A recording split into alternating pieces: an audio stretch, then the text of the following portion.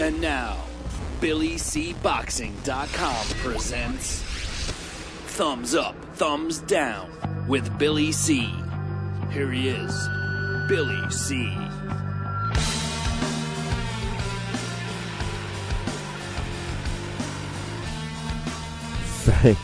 Thank you, Jeremy C.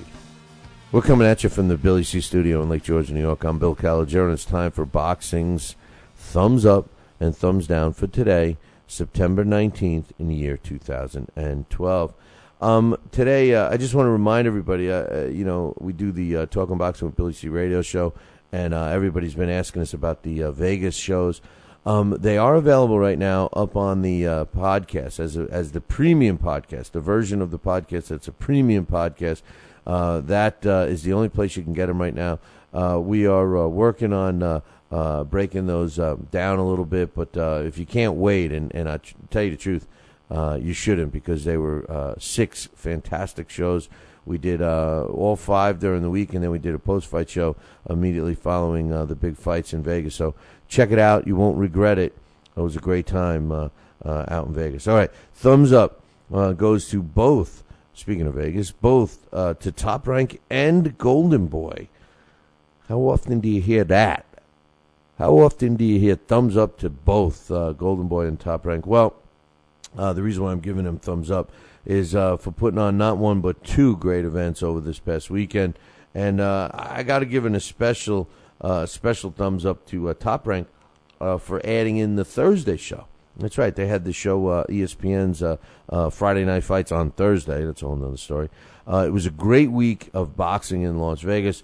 Although I personally thought it was kind of dumb for these 2 top promoters to go head-to-head, it seemed to work out, and it definitely worked out for us in Vegas.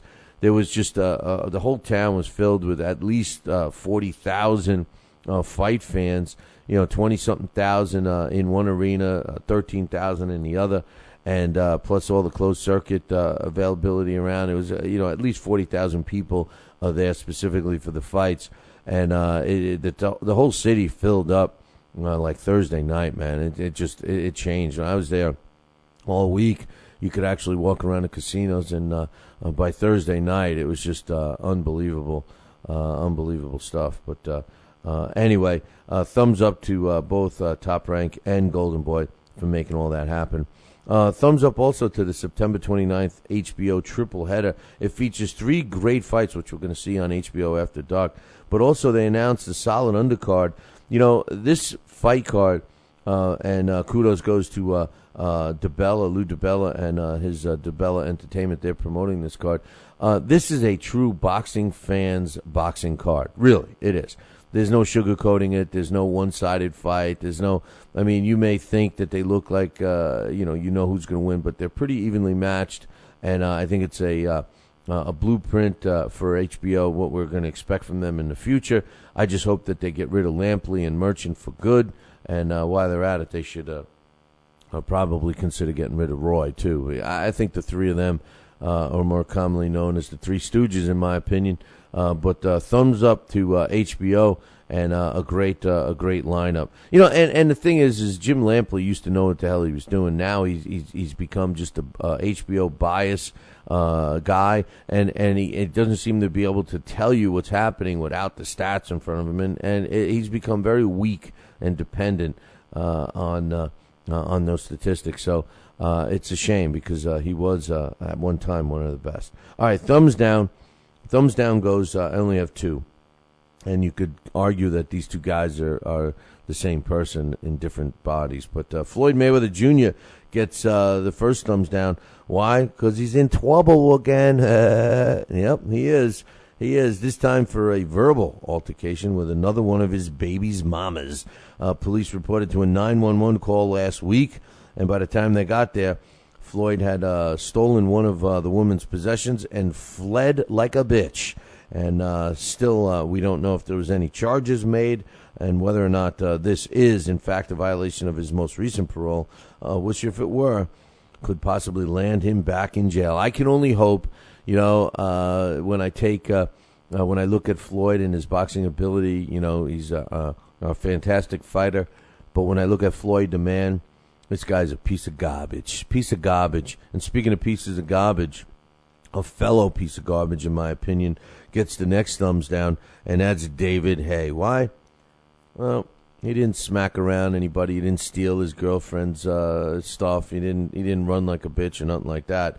But he did give up his Luxembourg license. Now, why do I give him a thumbs down for that?